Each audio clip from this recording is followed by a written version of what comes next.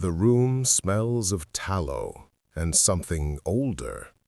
Not decay, not yet, but the scent that comes before decay, the scent of a body preparing to quit. The king is 73 years old. His hands tremble as they rest on the armrests of a chair that was built for a stronger man. The fingers are swollen. The knuckles have turned the color of old milk. He tries to lift a quill, but the weight of it, just a few grams of feather and ink, feels impossible. There is a piece of parchment on the table in front of him. It has been blank for 2 hours. He knows what he wants to write. He has known for decades, but the words will not come, because the words cannot undo what has already been done. A servant enters the room without knocking. The king does not notice. The servant places a bowl of broth on the table, pauses for a moment, as if waiting for acknowledgement, then leaves in silence. The broth will grow cold. It always does. Outside the window, the courtyard is empty. It is always empty now. Once, this room overlooked celebrations, banquets, processions of foreign dignitaries who came to pay tribute to a throne that seemed eternal. Now, the only sound is the wind moving through the stones, like breath through a dead man's chest. But the records show something even more disturbing. The king was not always this way. There are portraits of him in the gallery downstairs. In the earliest one, painted when he was 26, his eyes are clear, his posture is upright. He wears the crown like it was made for him. The painter captured something the court historians later tried to ignore: uncertainty. Not weakness, uncertainty. The kind that comes when a man inherits a thing he did not ask for and does not yet understand. His father had died suddenly, a fever that took him in 4 days. No time for final counsel, no deathbed wisdom, just a body in a bed and a crown on a table, and a son who was told, quite simply, that he was now responsible for everything. The kingdom he inherited was not prosperous. It was fractured. The treasury was hollow. The northern provinces were in open rebellion. The southern lords were negotiating in secret with foreign powers. And the court was a nest of men who smiled with their mouths and sharpened their ambitions in private. His father's advisors told him the same thing over and over again, in slightly different words. Mercy is a luxury you cannot afford. Forgiveness is what men give when they have already won. You are not strong enough yet to be kind. And so the young king learned to harden himself. He learned to make decisions quickly, to silence dissent before it spread, to treat doubt as treason and hesitation as weakness. He learned to be a king, but he never learned to be a man who could live with what a king must do. The first test came in his 3rd year of rule. A nobleman named Garrett Halford was arrested on charges of conspiracy. The evidence was circumstantial: a letter, a conversation overheard by a servant, a meeting that may or may not have taken place in a tavern near the border. Halford was not a threat, not really, but he was perceived as one, and in a court built on fear, perception was the only currency that mattered. The king's advisers presented him with a choice: pardon Halford and risk appearing weak, execute him and send a message that rebellion, even the rumor of rebellion, would not be tolerated. The decision took less than an hour. The king sat in this very room, staring at the same window, and he made a calculation. He weighed the life of one man against the stability of a kingdom. He chose the kingdom. Garrett Halford was executed 3 days later in the central courtyard. His wife was forbidden from claiming the body. His children were sent to monasteries where silence was not just a rule, it was a sacrament. His name was struck from all public records, and the young king told himself that this was the cost of rulership, that the strong do what they must, and the dispossessed are simply the inheritance of necessary power. He was wrong, but he would not understand that for another 30 years. Now, in this room that smells of tallow and something older, the king stares at the blank parchment and tries to remember Garrett Halford's face. He cannot. All he remembers is the sound of the axe hitting the block, and the silence that followed. A silence that has never quite ended. The throne was not supposed to be his. Not yet. His older brother had been groomed for it, tutored in statecraft, trained in diplomacy, given the kind of education that turns a boy into a symbol. But his brother died at 19. A hunting accident, a horse that reared, a neck that broke. And so the inheritance fell to a second son who had been raised to advise, not to rule. The coronation took place on a cold morning in late autumn. The cathedral was full, but the applause was thin. The nobles who knelt before him did so with their eyes already calculating. They were measuring him, wondering how long he would last, wondering who among them would be the first to test his resolve. He could feel it in the air, the weight of their doubt. The young king, 26 years old, pale, underfed from months of grief, stood at the altar and swore an oath to protect a kingdom that did not believe he could. His father's chancellor, a man named Osric Varn, approached him after the ceremony. Varn was in his 60s, gray-bearded, soft-spoken, the kind of man who never raised his voice because he never needed to. He had served 3 kings before this one. He knew where every secret was buried. "Your Majesty," Varn said quietly, leaning close enough that no one else could hear, "you must understand something. Your father ruled through fear. Your brother would have ruled through charm. You must rule through certainty." The young king looked at him. "What does that mean?" Varn smiled, but there was no warmth in it. "It means you cannot hesitate, not once.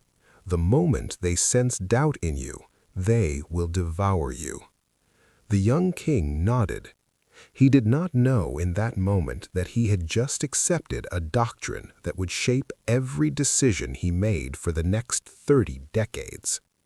The kingdom he inherited was on the edge of collapse. The treasury was empty. His father had spent the last 5 years financing a war that accomplished nothing except debt. The northern provinces, wealthy, autonomous, proud, had stopped sending taxes 2 years prior. They claimed the crown had no authority over them. They claimed independence was their birthright. The southern lords were worse. They smiled, they bowed, they sent gifts. But intelligence reports suggested they were meeting in secret with the Duke of Tallenberg, a foreign power that had been circling the kingdom like a wolf circling a wounded animal. And then there was the court itself, a gallery of men who had grown rich under his father's neglect, men who controlled the grain supply, the trade routes, the appointment of judges. They did not need the king to rule. They simply needed him to exist, to sign documents, to host ceremonies, to provide the illusion of order while they ran the kingdom from the shadows. Varn briefed him every morning. The reports were always the same. rebellion in the north, treachery in the south, corruption in the capital. "Your father let these problems fester," Varn said one morning, 6 months into the reign. "He believed that time would resolve them. It did not. Time only made them worse." The young king sat behind a desk that felt too large for him. "What do you suggest?" Varn placed a document on the desk. It was a list of names, 19 men, nobles, merchants, a bishop, a general. "These are the men who are working against you, some openly, some in secret, but all of them believe you are too weak to act." The young king stared at the list. "You want me to arrest them? I want you to remind them what a king is." "And if they are innocent?" Varn's expression did not change. "Innocence is a luxury, Your Majesty. Perception is what matters. If they believe you will act, they will fall in line. If they believe you will hesitate, they will destroy you." The young king did not sleep that night. He sat in his chambers and stared at the list of names. He thought about justice, about mercy, about the kind of king he wanted to be. But he also thought about his father's funeral, how the nobles had whispered during the procession, how they had looked at him not with grief but with assessment, how he had felt standing beside the tomb like a boy pretending to be something he was not. He thought about his brother, the brother who would have known what to do, the brother who would have commanded respect without needing to prove it.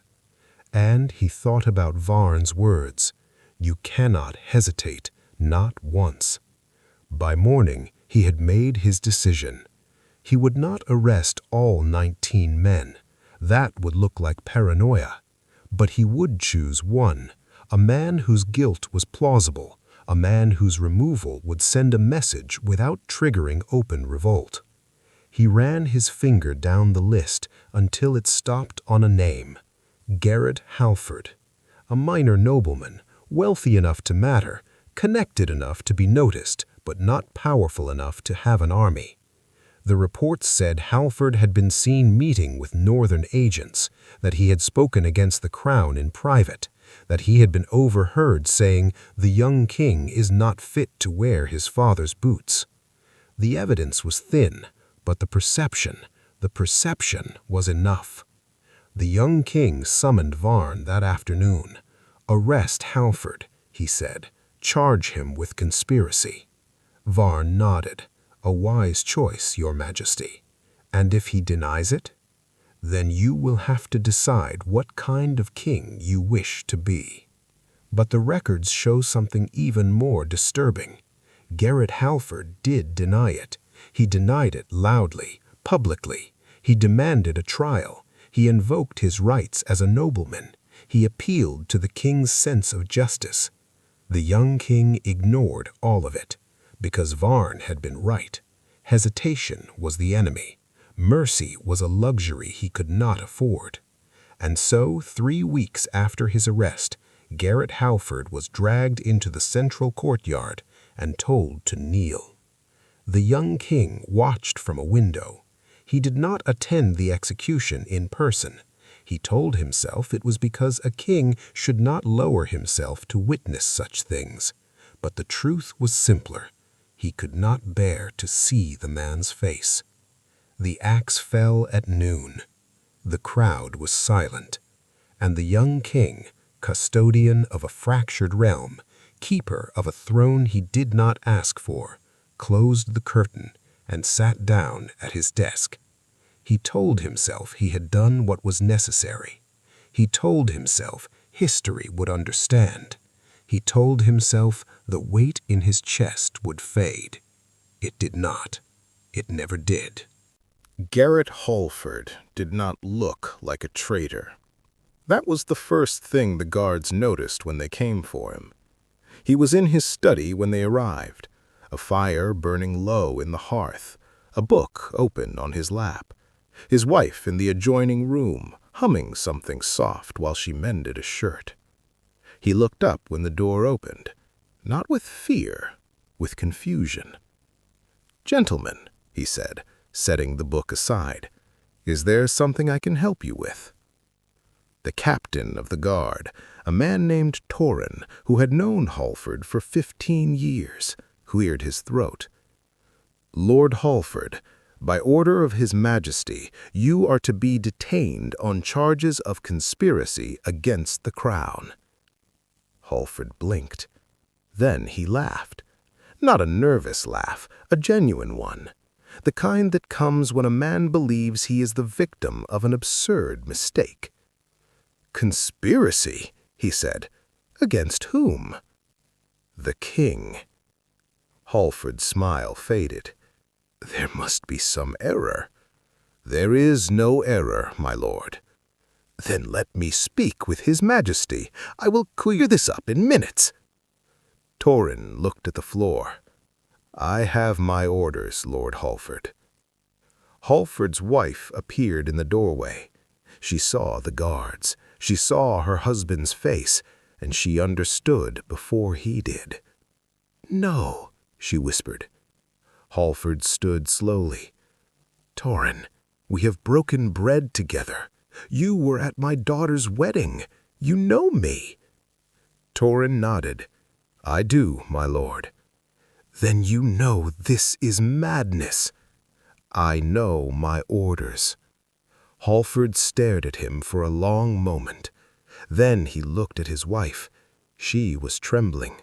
He crossed the room and took her hands in his.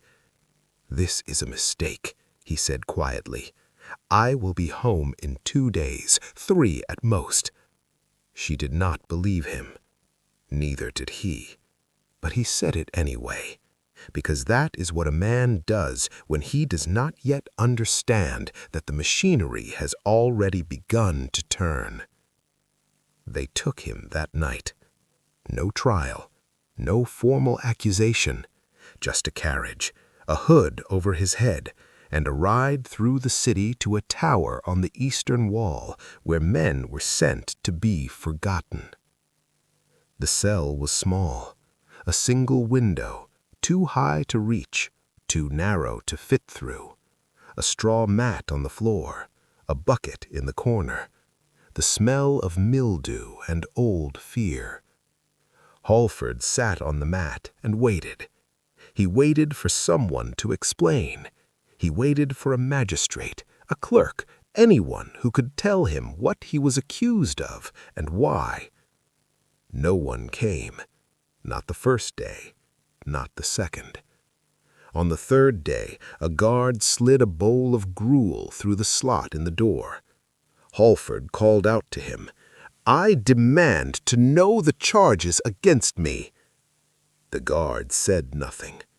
"I am a nobleman. I have rights under the law." The guard walked away. Halford stared at the bowl of gruel. He did not eat it. But the records show something even more disturbing. The evidence against Garrett Halford was fabricated. Not entirely, but enough. There had been a letter, that much was true.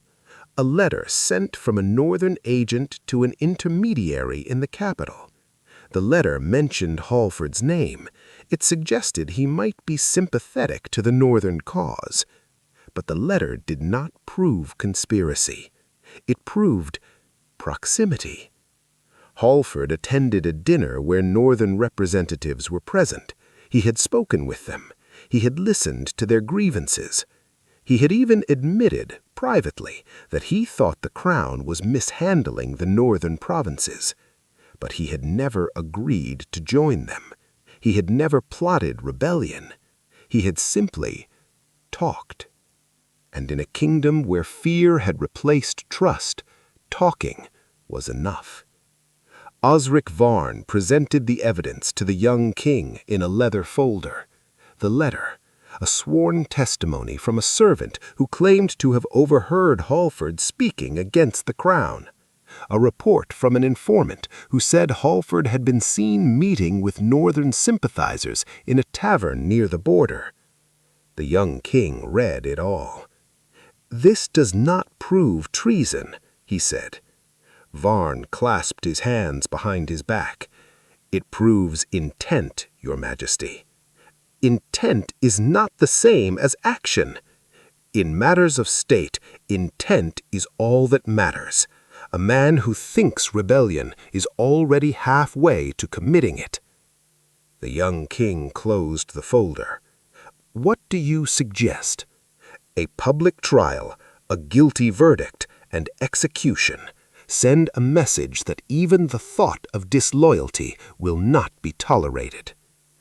"And if he is innocent?" Varn's voice did not waver. "Then he will die for the greater good." The young king stared at the folder for a long time. He thought about justice. He thought about his father.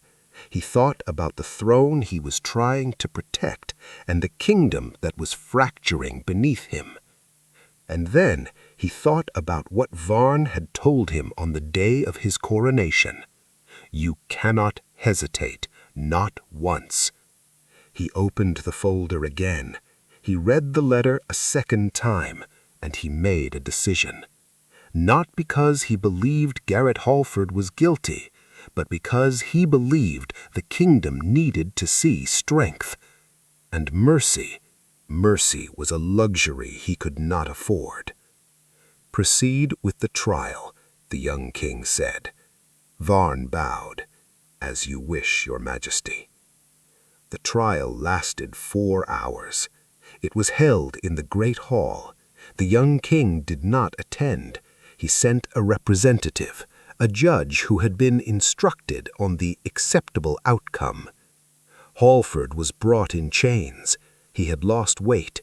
His face was pale, but his voice was steady. "I am innocent," he said. The judge read the charges. Halford listened. Then he spoke. "I have never conspired against the crown. I have never met with rebels. I attended a dinner where Northern representatives were present, yes, but I did not agree with them. I did not plot with them. I listened. That is not treason. That is conversation." The judge consulted his notes. "Do you deny that you criticized the king's policies?" Halford hesitated. I expressed concern, in private, to friends. That is not the same as conspiracy." "So you admit you spoke against His Majesty?" "I admit I questioned certain decisions, as any subject has the right to do." The judge set down his notes. "The Crown does not recognize that right." Halford stared at him, and in that moment he understood. This was not a trial. It was theater. The verdict had already been written. He looked around the room, at the nobles in attendance, at the guards, at the clerk scribbling notes. No one would meet his eyes. The judge pronounced him guilty. Halford did not shout. He did not rage.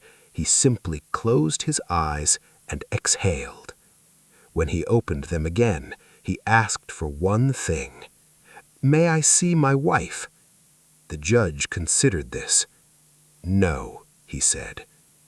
Halford was taken back to his cell. He was given 3 days to prepare, 3 days to write letters that would never be delivered, 3 days to pray to a God who did not intervene. On the morning of the execution, they came for him before dawn. He did not resist. He walked through the corridors of the tower, through the courtyard, past the scaffold that had been built overnight. The crowd was silent, not because they believed he was guilty, but because they understood what his death represented. A warning, a message, a king who would not hesitate.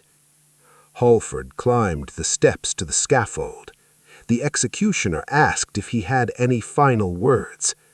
Halford looked up at the window where he knew the young king was watching. He did not curse. He did not beg. He simply said, "I forgive you." Then he knelt. The axe fell, and Garrett Halford, father, husband, nobleman, innocent man, ceased to exist.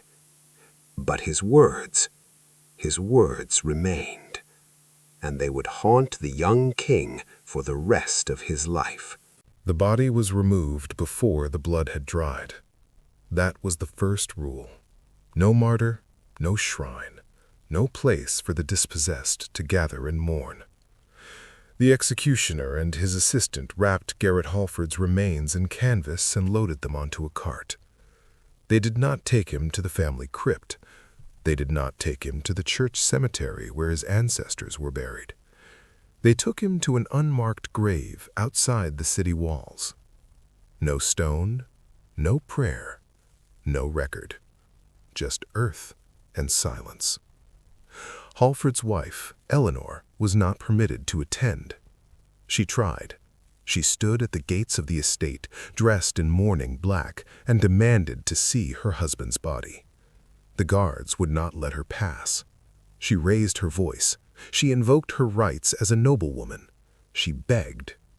The captain of the guard, the same man who had arrested Halford 3 weeks prior, stood with his arms crossed and said nothing. Eleanor collapsed to her knees. She did not weep. She simply knelt there in the dirt and stared at the gates until the sun went down. By morning, she was gone. The estate was seized by the crown within a week. Osric Varn personally oversaw the inventory. Every piece of furniture, every bolt of fabric, every book in Halford's library.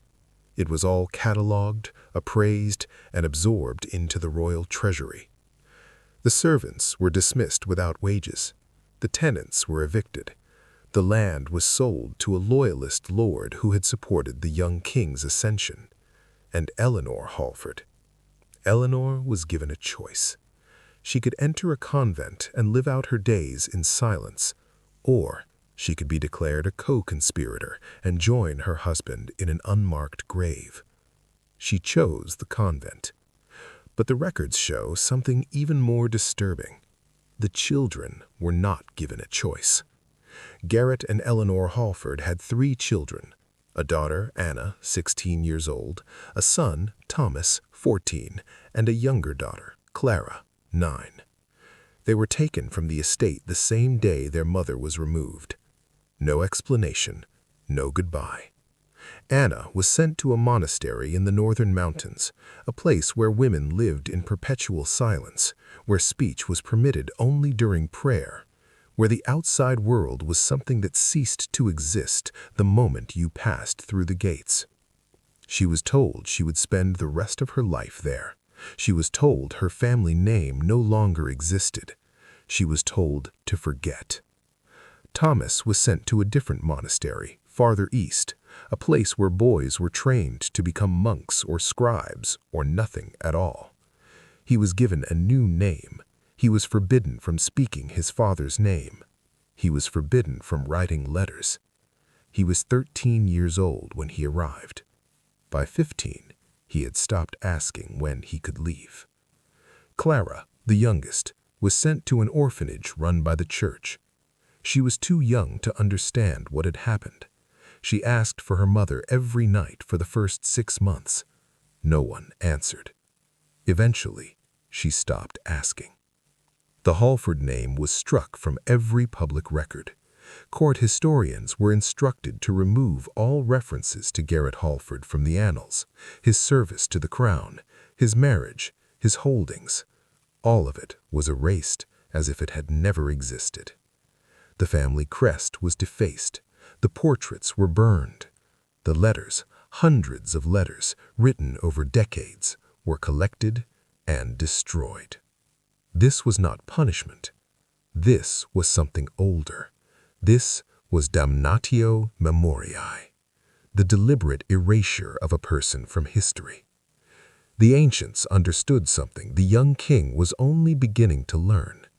Killing a man is not enough. If you want to eliminate a threat, you must eliminate the memory of the man. You must erase him so thoroughly that even the idea of him becomes impossible. And so, Garrett Halford was unmade.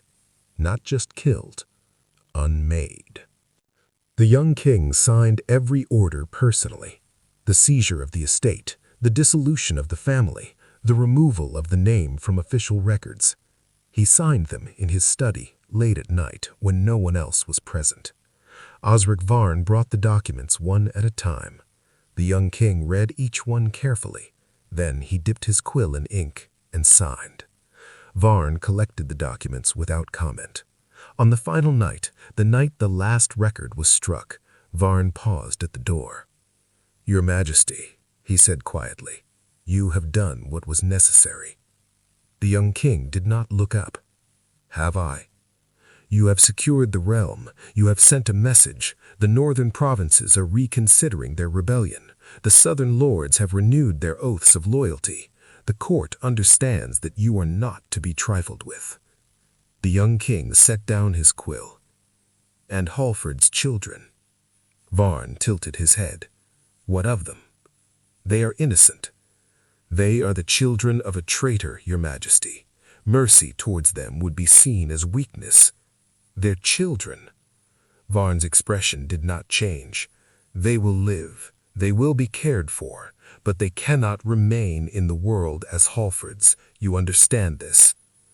The young king stared at the stack of signed documents on his desk. He understood. He understood perfectly. And that was the problem. He dismissed Varn and sat alone in the study for hours. He tried to tell himself that he had done the right thing, that a king must make impossible choices, that the death of one man, one family, was a small price to pay for the stability of a kingdom. He tried, but the weight in his chest did not lift.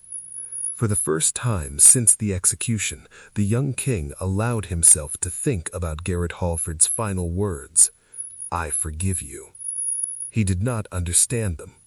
Forgiveness implied guilt, and the young king had done nothing wrong. He had acted in the interest of the realm. He had followed the counsel of men wiser than himself. He had done what any king in his position would have done. And yet, he could not sleep. He lay in bed that night and stared at the ceiling. He listened to the wind outside. He thought about Eleanor Halford kneeling in the dirt. He thought about the children being dragged from their home. He thought about Anna, locked in silence. He thought about Thomas, forbidden from speaking his father's name. He thought about Clara, asking for her mother in the dark. And he told himself again that it had been necessary, that power required sacrifice, that a king could not afford mercy. But deep in his chest, so deep he could not yet name it, something had shifted. A small fracture, a hairline crack in the foundation of the man he was trying to become. He did not notice it that night, but it was there, and over the years it would widen. The court celebrated his resolve. Nobles who had once doubted him now bowed lower. Advisors who had questioned his strength now praised his decisiveness. The kingdom stabilized. The northern provinces fell silent. The southern lords stopped their secret negotiations. And the young king learned to rule. But he also learned something else. He learned that there are decisions a man can make that he can never unmake. Actions that cannot be undone. Words that cannot be unspoken. And debts that cannot be paid. He learned to live with the weight. He learned to ignore the dreams. He learned to avoid mirrors in certain light. But he never learned to forget Garrett Halford's face. Because the truth, the terrible, inescapable truth, was this. He had killed an innocent man.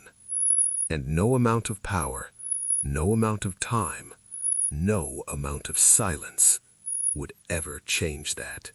The king slept soundly for 3 years. That is what the records say. The court physicians noted it in their journals. His appetite returned. His color improved. He began to attend banquets again. He laughed at the jesters' jokes. He danced at weddings. To everyone who observed him, the young king had become a king, confident, decisive, unburdened. But the body remembers what the mind pretends to forget. It began with his hands. Small tremors, barely noticeable at first. A slight shake when he signed documents, a fumbling of his wineglass at dinner. He dismissed it as fatigue. He was working long hours. The kingdom was expanding. Trade routes were being renegotiated. There was always another treaty to sign, another province to visit, another decision to make. The tremors worsened.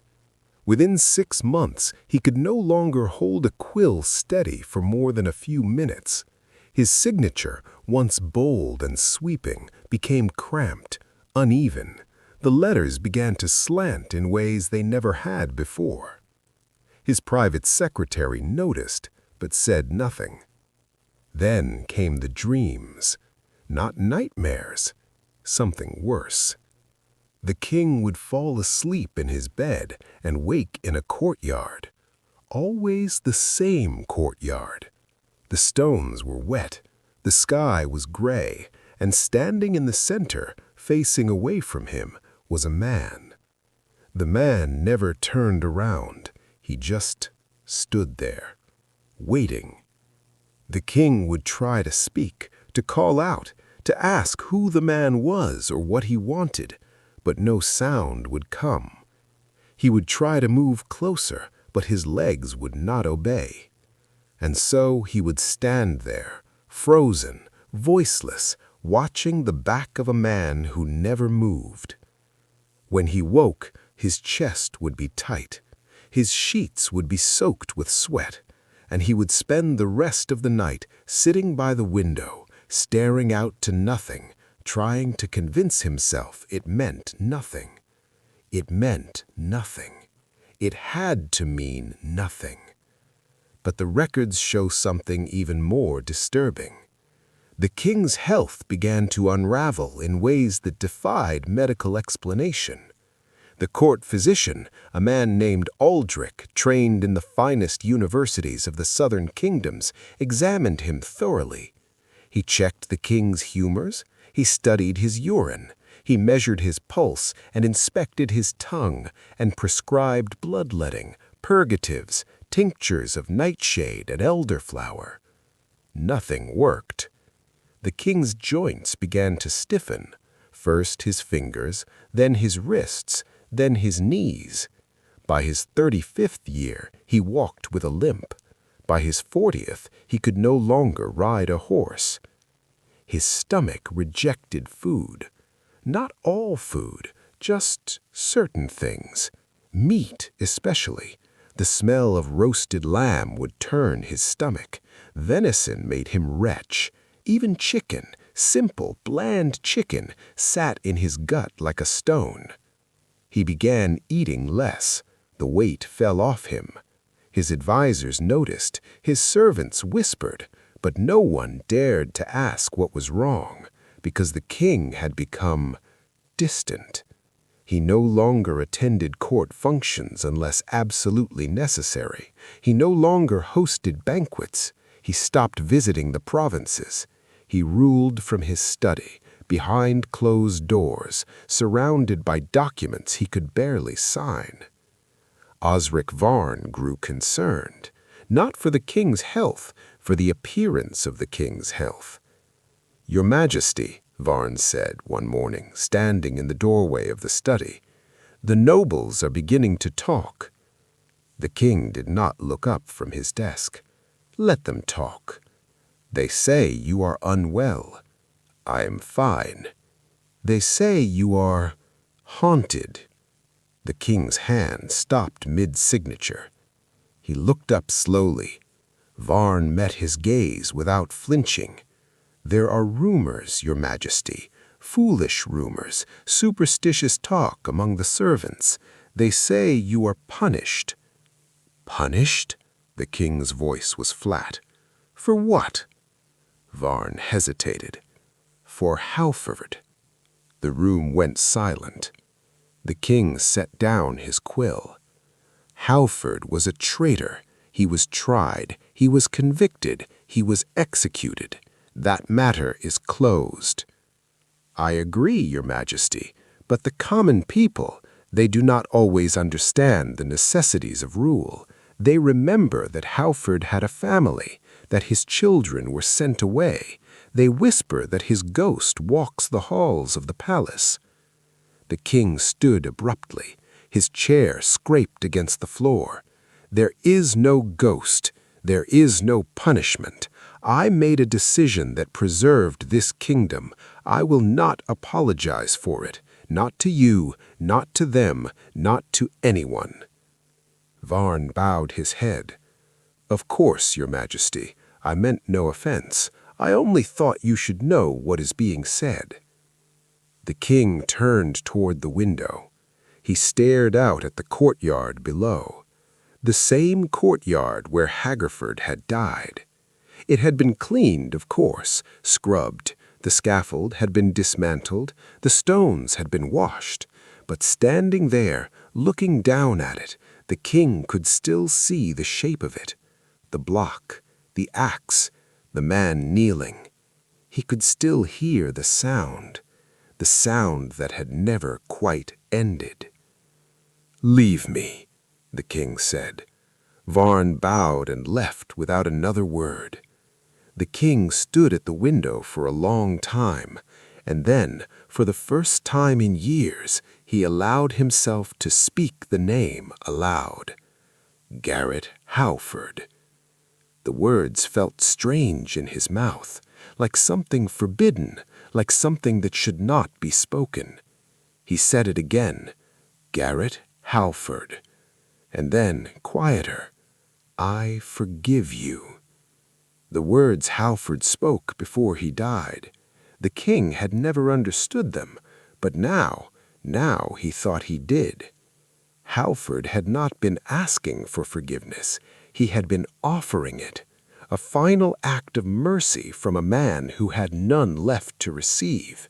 And the king, standing alone in his study, his hands trembling, his body failing him in ways no physician could explain, realized something terrible. He had been forgiven by a man he had murdered, but he had never forgiven himself, and he never would. The dreams grew worse. The man in the courtyard began to turn, not all the way, just slightly, enough that the king could see the edge of his profile, the shape of his jaw, the line of his neck, and the king would wake gasping, his heart pounding, because he knew that if the man ever turned all the way around, he would see Garrett Halford's face, and he would have to look him in the eye. The king stopped sleeping in his bed. He began sleeping in a chair by the fire. He told his servants he preferred it, that his back hurt less when he slept upright. But the truth was simpler. He was afraid of the dreams, afraid of the courtyard, afraid of the man who was waiting for him. By his 45th year, the king could no longer deny what was happening. His body was breaking down, not from disease, not from age, from something older, something the physicians had no name for, the weight of an unpaid debt, the reckoning of a choice that could not be unmade. And deep in his chest, where the fracture had first appeared on the night he signed the orders to erase the Halford family, the crack had widened into a chasm, a void, a place where forgiveness could not reach, because the person he needed it from was not here, and never would be. The letter arrived on a Tuesday morning in late spring. The king was 51 years old. His hair had gone entirely gray. His hands shook so badly that he could no longer dress himself without assistance. He spent most of his days in the study, staring at documents he could not focus on, listening to reports he could not retain. The servant who brought the letter did not announce it. He simply placed it on the desk among a dozen other letters and left. The king did not notice it at first. It was only later, when he reached for his wineglass and knocked over the pile, that the letter fell open in front of him. The handwriting was careful, deliberate, the kind of script taught in monasteries where precision is a form of prayer. The king picked it up. He read the first line, and his breath stopped. To His Majesty, the King, I write to you not as an enemy, but as a son who has spent half his life trying to understand what happened to his father. My name is Thomas Halford, though I have been forbidden from using that name for 25 years. The king set the letter down. His hands were shaking, not from the tremors, from something else. He looked at the door to make sure it was closed. Then he picked up the letter again and continued reading. I do not write to accuse you. I do not write to demand justice. I write because I have been told that silence is a sacrament, that the past must be buried, that to speak my father's name is to invite ruin. But I can no longer remain silent. I was 14 years old when they took him. I did not understand what was happening. I believed, truly believed, that there had been a mistake, that someone would come and explain, that we would go home. No one came. I was sent to a monastery in the eastern provinces. I was given a new name. I was told to forget my father, to forget my mother, to forget my sisters. I tried. For years I tried. But the body remembers what the mind pretends to forget. The king's chest tightened. Those words, the body remembers. He had thought the same thing 1,000 times. He kept reading. I became a scribe, then a scholar, then, by the grace of God, a priest. I rose through the ranks, not because I sought power, but because I sought purpose, something to fill the void where my family used to be. 5 years ago, I was appointed bishop of the Eastern Diocese. I oversee 12 monasteries. I counsel kings and nobles. I am consulted on matters of theology and law. And yet, I am still the boy who watched his father dragged from our home in chains. I am still the son who was not permitted to say goodbye. I am still the child who was told his father was a traitor. But the records show something even more disturbing. I have spent the last 10 years searching. I have read the trial transcripts. I have spoken with witnesses. I have examined the evidence that was used to convict my father. And I have found nothing. No conspiracy, no rebellion, no plot. Only a man who attended a dinner, who listened to complaints, who voiced concerns in private. A man who was executed not because he was guilty, but because his death was convenient. The king's vision blurred. He blinked. A single tear fell onto the parchment. He wiped it away quickly, as if someone might see. I do not write to ask for an apology. I know you will not give one. I do not demand restitution. I know the past cannot be undone. I write to ask you a single question. Do you remember my father's name? Not as a symbol, not as a trier, not as a convenient example, but as a man. Do you remember the sound of his voice, the way he laughed, the color of his eyes? Do you remember him? Or have you too erased him from your mind the way you erased him from history? I do not expect a reply. I simply wanted you to know. I remember. I will always remember. And no matter how many records you burn, no matter how many names you strike, no matter how much silence you impose, he existed. He was real, and he was innocent. May God have mercy on your soul. Thomas Halford, Bishop of the Eastern Diocese. The king set the letter down. He stared at it for a long time. Then he picked it up again. He read it a second time, then a third. By the fourth reading, his hands were shaking so badly he could barely hold the parchment. He stood. He walked to the window. He looked down at the courtyard. The stones were clean, but he could still see the stain. He could still see the scaffold. He could still see Garrett Halford kneeling. And for the first time in 25 years, the king allowed himself to say the name aloud. Garrett Halford. Not as a traitor, not as a threat, but as a man. A man who had been a father, a husband, a lord who had done nothing but speak his mind in private. A man who was killed because it was easier than letting him live. The king's knees buckled. He caught himself on the windowsill. He stood there, breathing hard, his chest heaving, his vision swimming. And then, for the first time since the execution, the king allowed himself to feel it. The guilt, the shame, the unbearable, crushing weight of what he had done. He had killed an innocent man.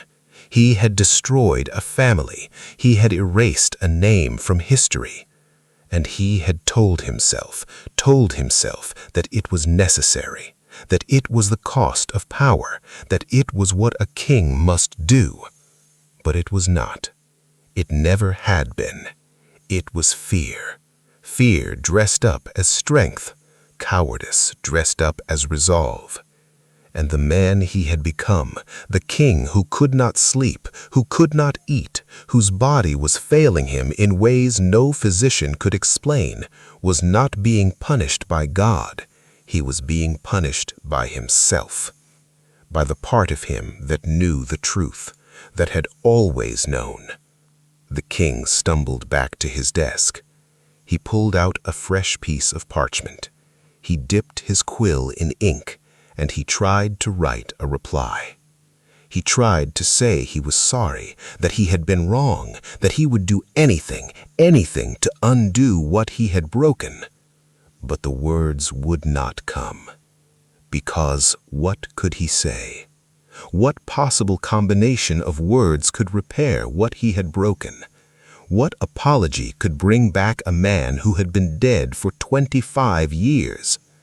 What restitution could restore a family that had been scattered to the winds? He sat there for hours, the quill in his hand, the parchment blank. And he realized something terrible. There was no reply. There could be no reply, because the only person who could forgive him was the one he had killed. The king set down the quill. He folded Thomas Halford's letter carefully, and he placed it in the drawer of his desk. He did not burn it. He did not destroy it. He kept it, because it was the only thing left in the world that told the truth, that Garrett Halford existed, that he was innocent, and that the king, no matter how much power he held, no matter how long he ruled, no matter how many victories he claimed, had committed a sin that could never be forgiven, because the one who needed to forgive him was gone, and the debt would remain unpaid. The king kept the letter in his desk for 3 months before he touched it again. He knew it was there. He could feel it, even when the drawer was closed, even when he was signing treaties or receiving foreign dignitaries or pretending to listen to his advisors. He could feel the weight of it. A single piece of parchment, heavier than stone. At night, he would sit at his desk and stare at the drawer. He would reach for the handle, then pull his hand back. What was the point of reading it again? The words would not change. The question would not go away. Do you remember my father's name? He remembered. God help him, he remembered. By late summer, the king made a decision. He would make amends. Not publicly. That was impossible. A public acknowledgment of Halford's innocence would destabilize the crown. It would invite questions about every other decision he had made. It would unravel the carefully constructed narrative that had kept the kingdom stable for 25 years.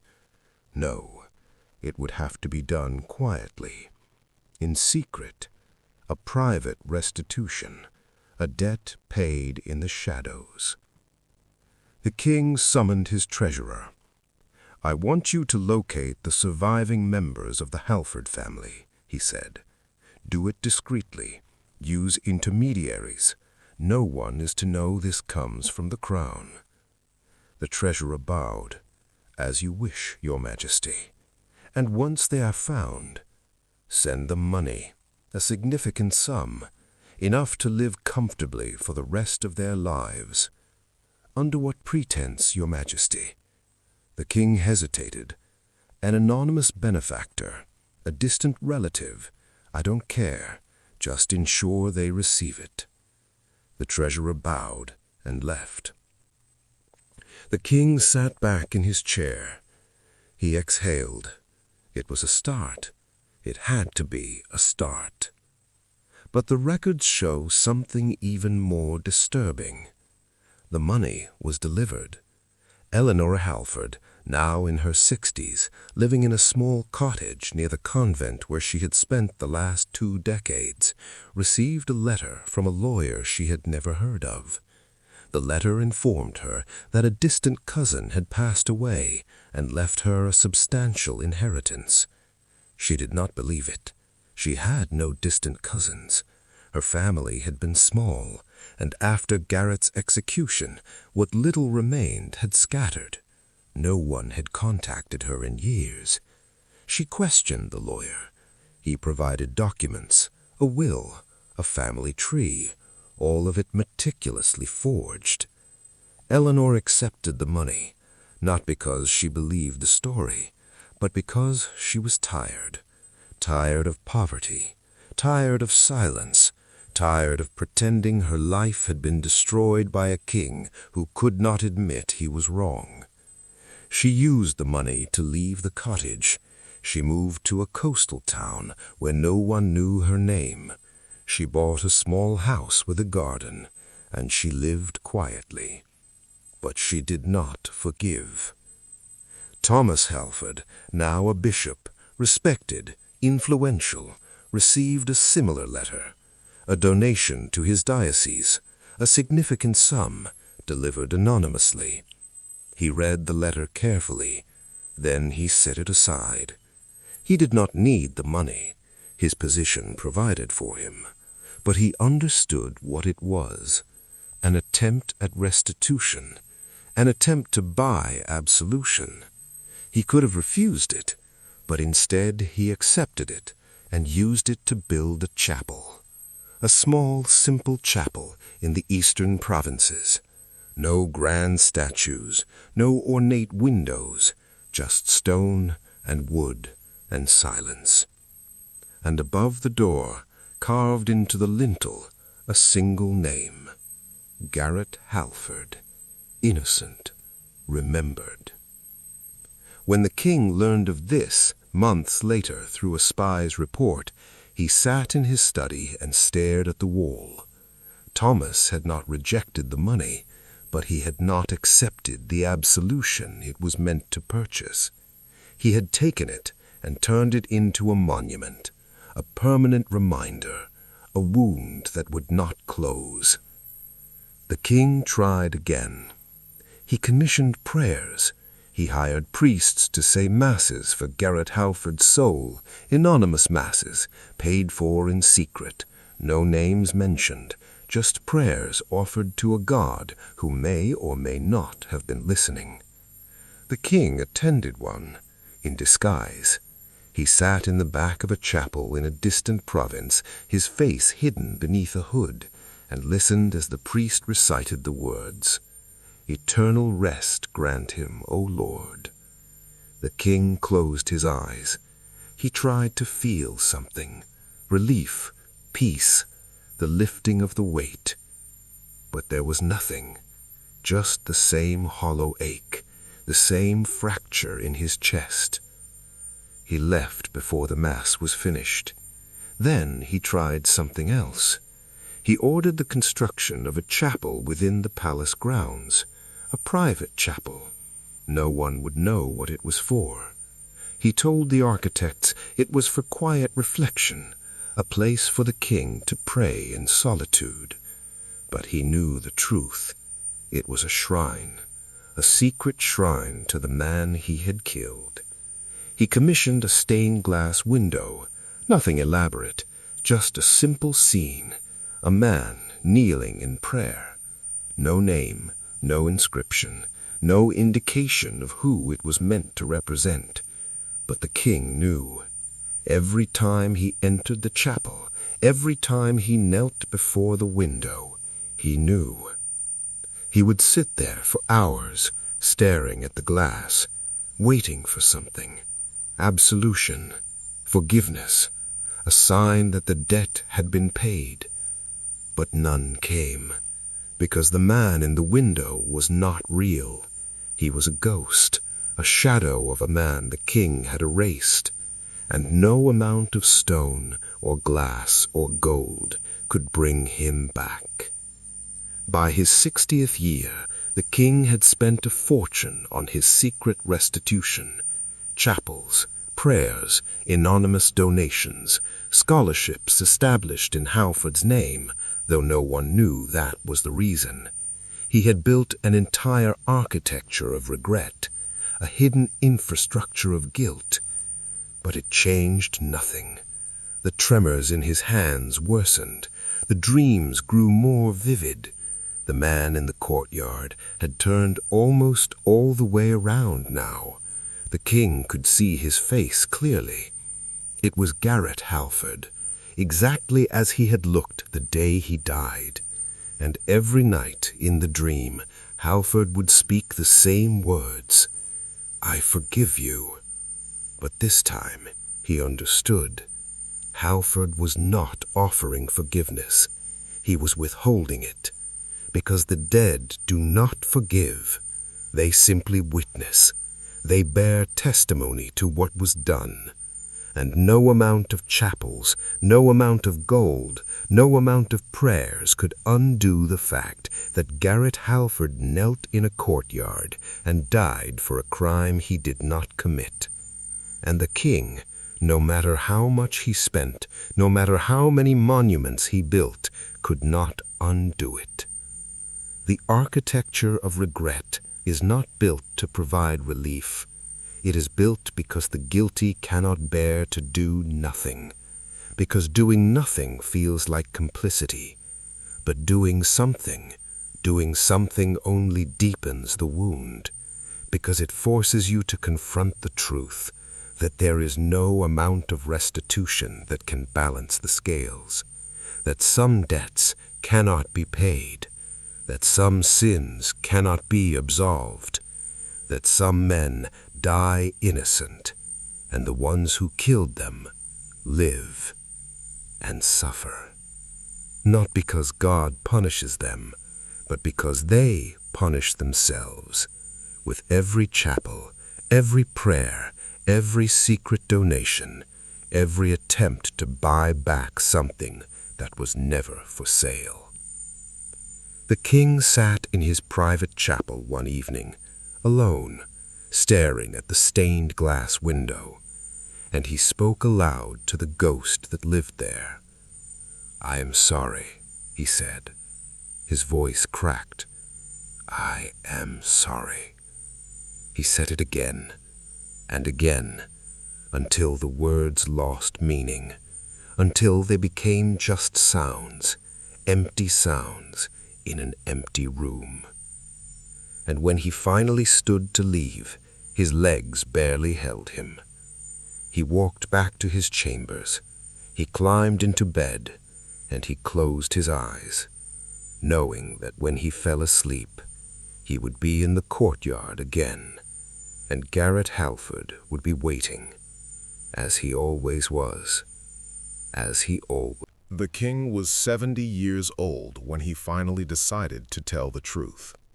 His body had become a prison. He could no longer walk without assistance. His hands were twisted with arthritis. His vision had begun to fail, and the pain, constant, grinding pain in his joints, his spine, his chest, had become a companion he could not escape. The physicians had stopped offering remedies. There was nothing left to try. One of them, an old man who had served the court for 40 years, took the king aside one morning and spoke plainly. "Your Majesty," he said quietly, "your body is shutting down, not from disease, not from injury, from exhaustion." The king stared at him. "Exhaustion?" The physician nodded. "I have seen it before, in men who carry burdens they cannot set down. The body, it simply gives up." The king said nothing. The physician bowed and left. That night, the king lay in his bed and stared at the ceiling. He thought about everything he had tried, the money, the prayers, the chapels, the monuments. None of it had worked. None of it had brought him peace. And he realized, finally, what he had to do. He had to confess. Not to God. God already knew. He had to confess to a person. Someone who could hear him, who could bear witness, who could absolve him, or refuse to. He summoned a priest. Not just any priest. He sent word to the Eastern Diocese. He requested an audience with Thomas Halford. The reply came 2 weeks later. Thomas agreed to come. But the records show something even more disturbing. When Thomas Halford entered the king's chambers, he was not what the king expected. The boy the king remembered, 14 years old, torn from his family, sent away in chains, was gone. In his place stood a man of 50, tall, graying at the temples, his face lined with years of discipline and silence. He wore the simple robes of a bishop, no jewelry, no ornamentation, just cloth and a silver cross. He entered the room without ceremony. The servants withdrew. The door closed, and the 2 men, king and bishop, murderer and son, stood facing each other in silence. The king spoke first. "Thank you for coming." Thomas inclined his head. "Your Majesty requested my presence. I could hardly refuse." His voice was calm, measured, no trace of anger, no trace of bitterness, just distance. The king gestured toward a chair. "Please, sit." Thomas sat. The king lowered himself into the chair across from him with great difficulty. His servant had to help him. Once seated, the king waved the servant away. They were alone. The king looked at Thomas for a long time. "You look like him," the king said quietly. Thomas did not react. "I have been told that before. Your father. You have his eyes." Thomas said nothing. The king exhaled slowly. "I asked you here because I need to tell you something. I am listening." The king's hands shook as he gripped the armrests. "Your father was innocent." The words hung in the air. Thomas did not move, did not blink. He simply stared at the king. The king continued, I know you already know this. You said so much in your letter, but I need to say it aloud, to you, to the son of the man I killed."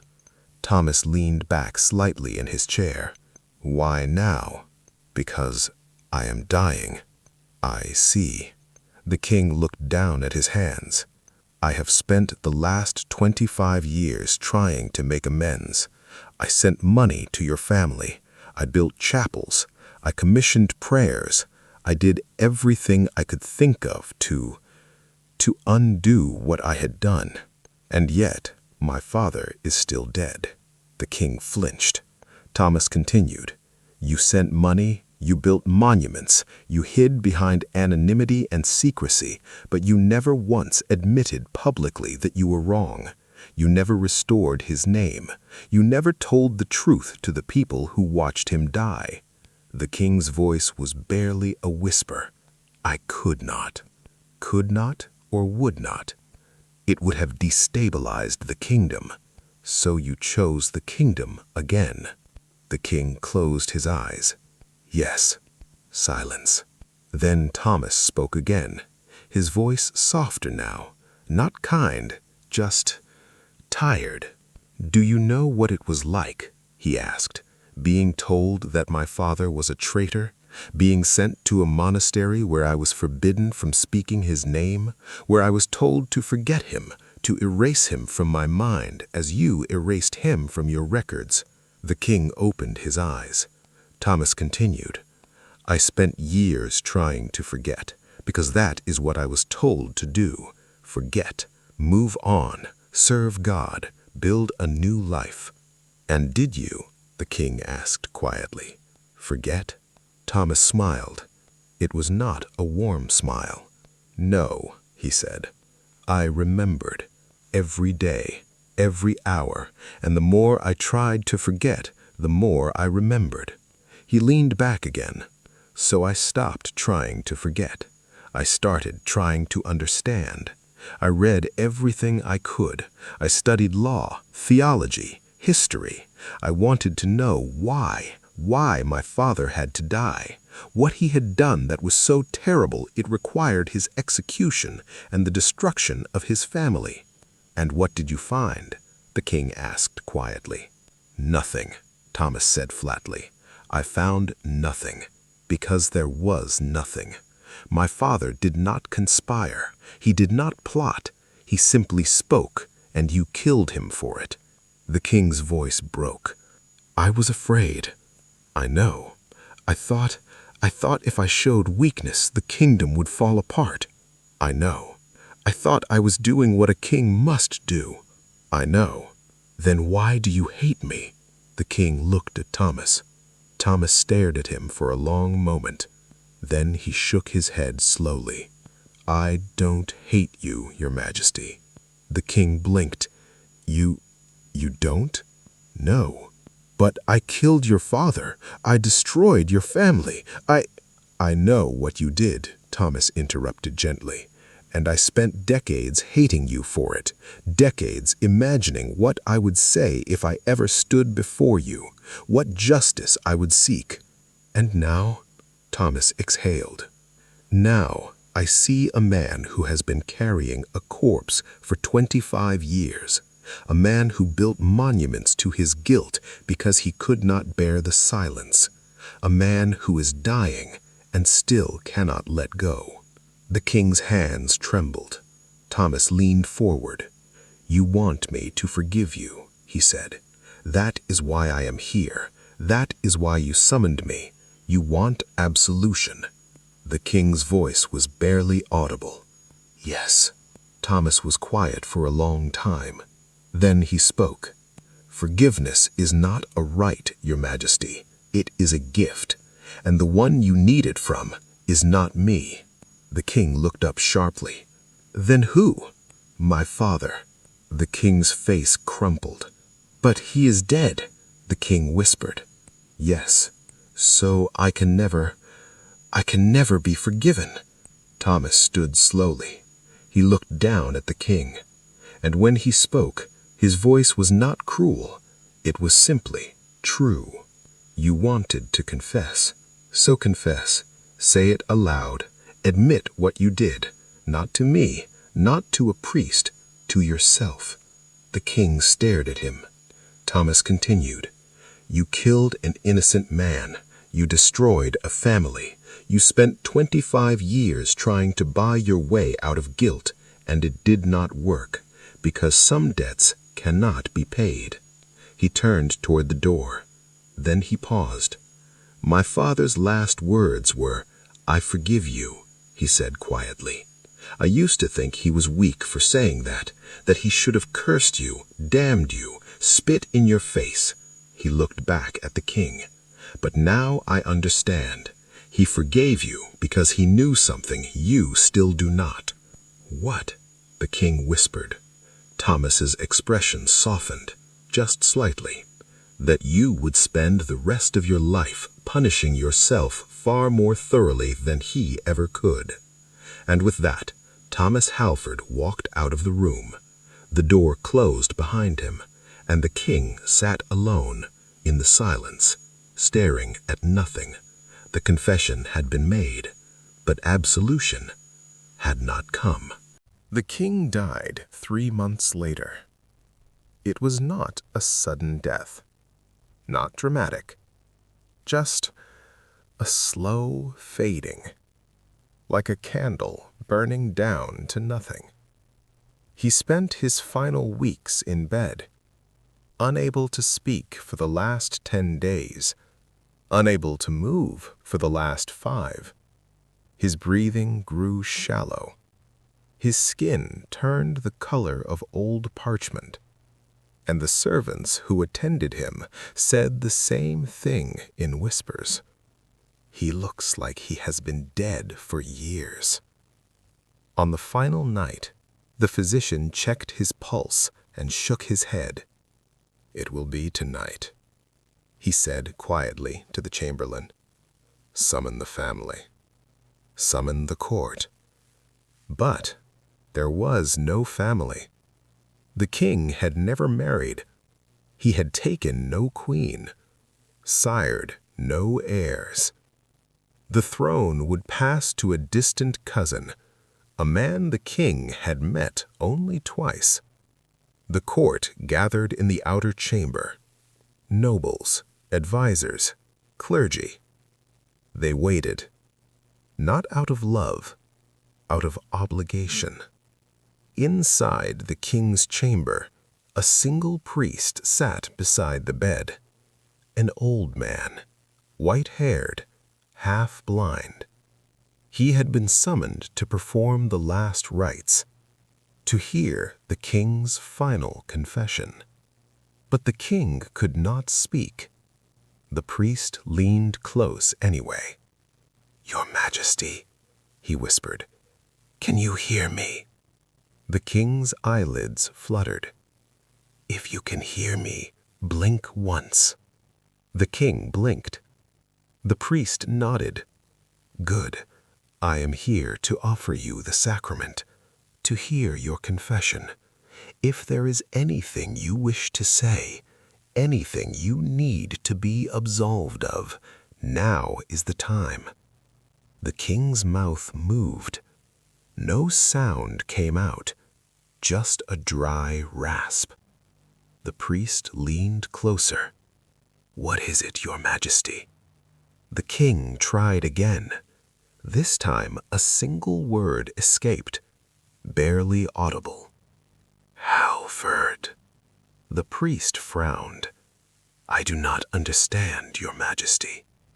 The king's eyes filled with tears. He tried to speak again, but his breath caught, his body stiffened, and then he was gone. The priest sat back slowly. He made the sign of the cross over the king's body, and he whispered the words of absolution. But in his heart, he wondered, had the king been forgiven? Or had he died still reaching for something he could never grasp? But the records show something even more disturbing. The funeral was grand. The cathedral was filled with nobles from across the realm. Banners hung from the rafters, incense filled the air. The choir sang hymns of eternal rest. The king's body was dressed in royal robes, his crown placed upon his head, his hands folded over his chest. He looked for the first time in years at peace. But it was an illusion. The eulogy was delivered by the archbishop, a speech full of platitudes, words like wise and just and steadfast. The nobles nodded. The clergy murmured their approval, but no one wept. The king was entombed in the royal crypt beneath the cathedral. His name was carved into marble.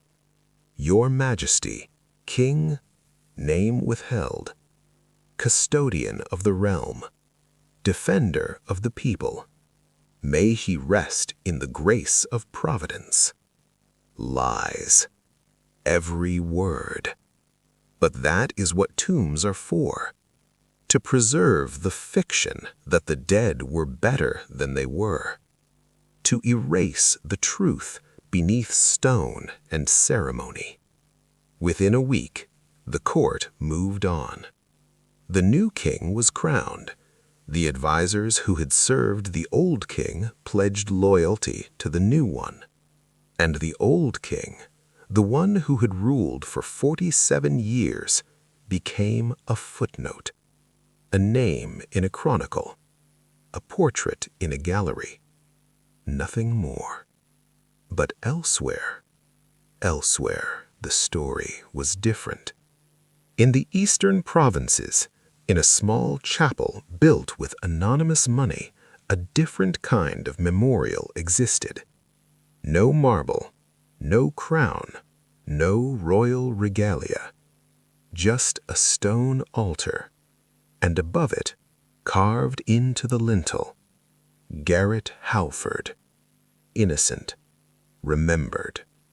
The chapel was tended by monks, men who did not know the full story, but they knew enough. They knew that the man commemorated here had died unjustly. They knew that his name had been erased, and they knew that someone had tried to make amends. Too late, but they had tried.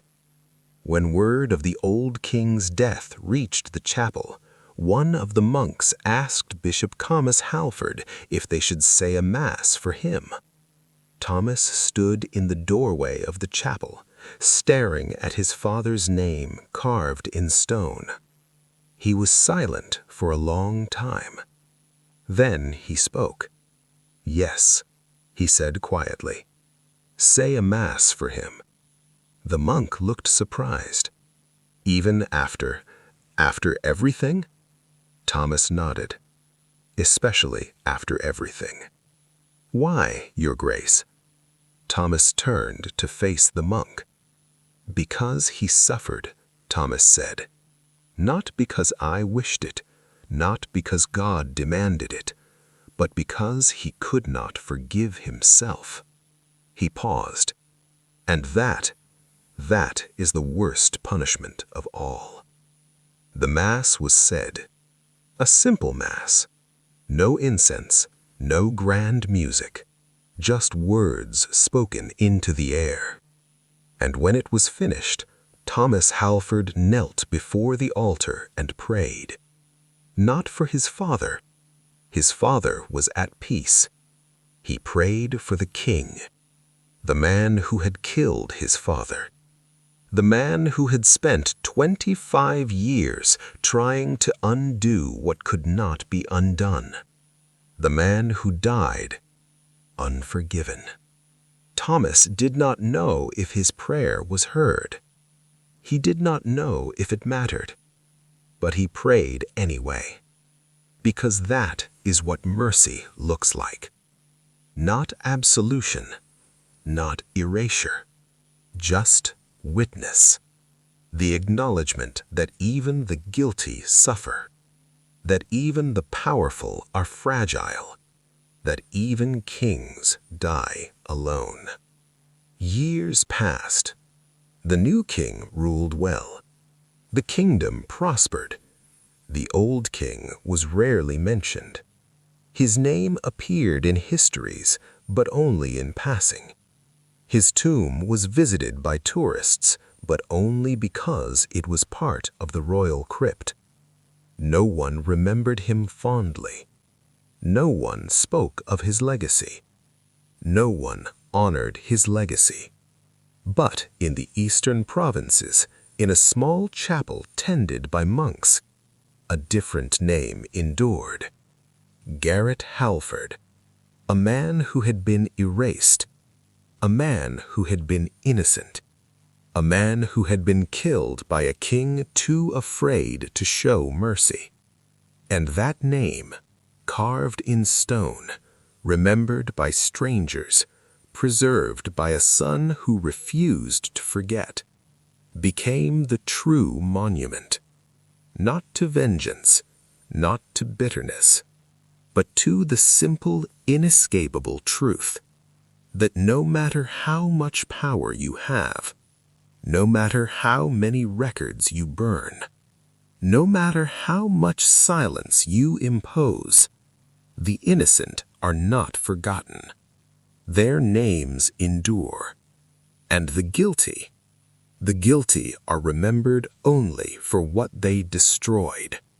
The king wanted to be remembered as a custodian of the realm, as a defender of the people, as a ruler who did what was necessary. But history had other plans. Within 2 generations, his name was associated with a single event: the execution of Garrett Halford.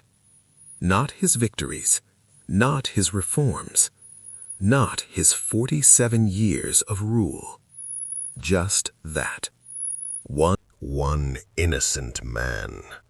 One irreversible choice. One debt that could never be paid. And in the end, that was his inheritance. Not power, not legacy, just the knowledge carried with him into the grave that he had chosen wrong. And there was no going back. We step forward now, not as storytellers, but as custodians of what remains. The king is dead. Garrett Halford is dead. Their children are dead. Everyone who witnessed the execution, the guards, the nobles, the executioner, all dead. And yet, the story endures. Because some stories are not meant to entertain, they are meant to testify, to bear witness to a simple, inescapable truth, that power does not erase consequence, it only delays it. Let us examine what happened here, not with judgment, not with rage, but with the cold precision of an autopsy. A young man inherits a throne he did not ask for. He is afraid. The kingdom is fracturing. His advisors tell him that mercy is weakness, that hesitation is death, that a king must act decisively even when the evidence is thin. And so he makes a choice. He executes an innocent man, not because he believes the man is guilty, but because the appearance of strength matters more than the reality of justice. This is not unusual. This is how power has always operated. Throughout history, the innocent have been sacrificed on the altar of stability. Scapegoats, examples, warnings. Men and women erased, not because they were dangerous, but because their deaths were convenient. The king told himself he had no choice, that the kingdom required it, that history would vindicate him. But here is what he did not understand. History does not vindicate, it records. And what it recorded was this: a man who chose power over mercy, a man who spent the rest of his life trying to undo what could not be undone, a man who built monuments to his guilt but never admitted his guilt publicly, a man who died unforgiven because the only person who could forgive him was the one he had killed. This is the architecture of irreversible choice. Once the axe falls, there is no appeal. Once the name is struck, there is no restoration. Once the family is scattered, there is no reunion. The machinery of erasure is efficient, but it is not complete, because the body remembers. Not just the king's body, though his body certainly remembered, shutting down piece by piece under the weight of what he could not confess, but the body of history, the collective memory, the records that survive in whispers, in letters, in chapels built by sons who refuse to forget. Garrett Halford was erased from official history, but he was not erased. His son remembered, his wife remembered, the monks who tended his chapel remembered. And now you remember. That is the paradox of power. It can kill, it can silence, it can erase names from documents and faces from portraits, but it cannot erase the fact of a life, the fact that a man existed, that he loved, that he was loved, that he died for no reason except fear. The king spent 25 years trying to amends, money, prayers, monuments, but none of it worked, because restitution is not the same as absolution. You can pay a debt with gold, but you cannot pay a moral debt. You cannot unkill a man. You cannot undestroy a family. You cannot give back the years stolen from children who grew up in silence, forbidden from speaking their father's name. The king understood this eventually. That is why he summoned Thomas Halford. That is why he confessed. He wanted to be told that it was all right, that he had been forgiven, that the weight could finally be lifted.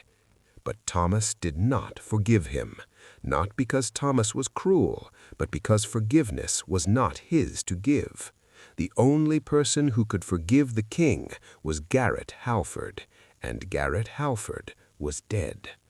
This is the lesson, not that the guilty are punished, but that some sins cannot be absolved, not by God, not by priests, not by time, because absolution requires the participation of the person you harmed, and when that person is gone, the debt remains, forever, unpaid, unpayable.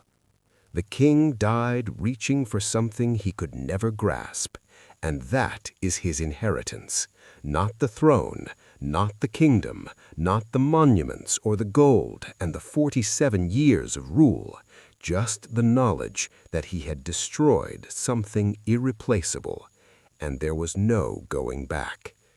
Now, let us ask the question that haunts this story. When is it too late to change?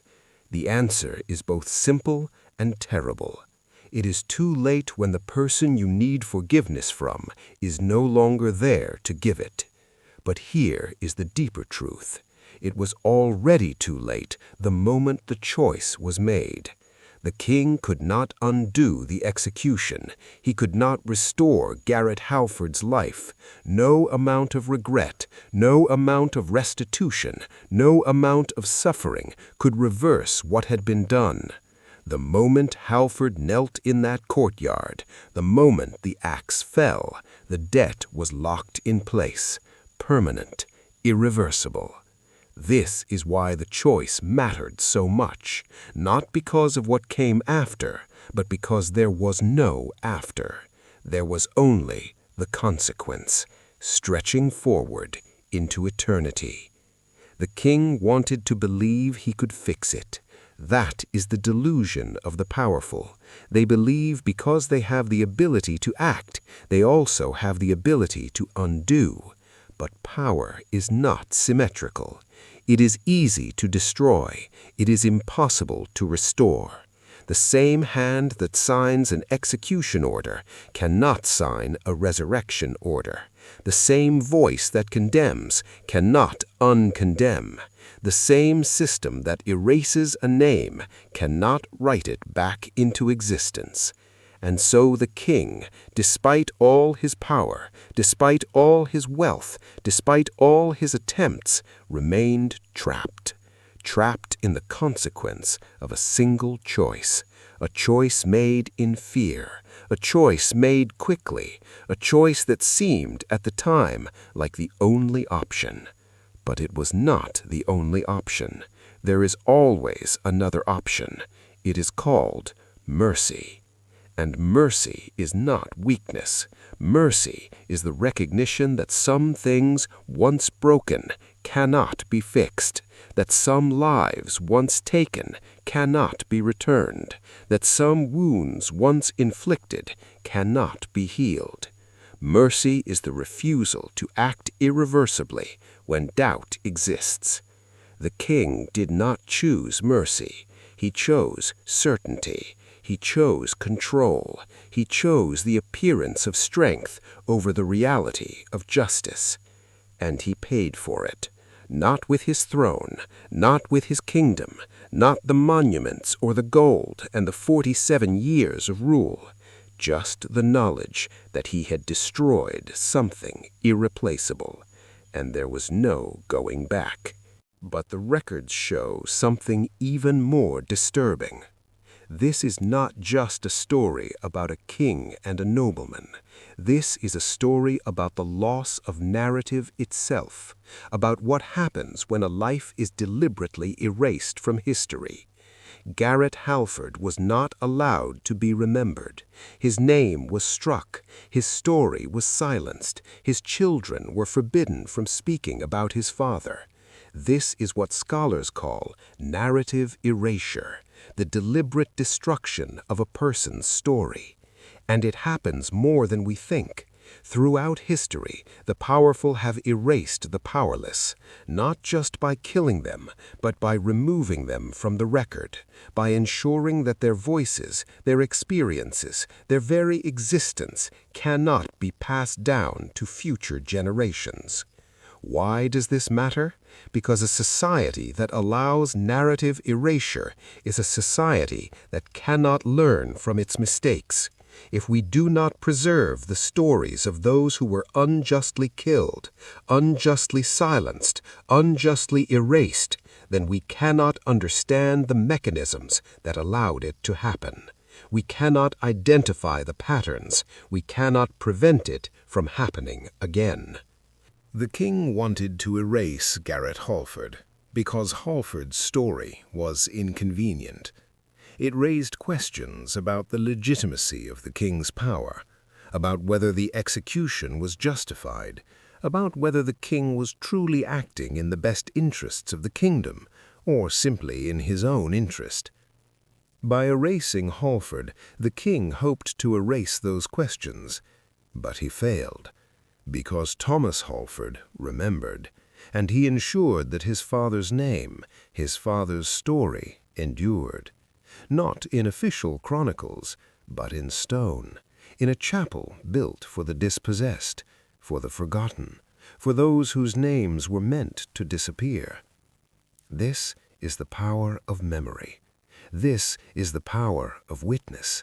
This is why we preserve these stories, not because they are pleasant, not because they make us feel good, but because they teach us something essential about the human condition, that every person, no matter how powerless, how forgotten, how erased, has a story that matters.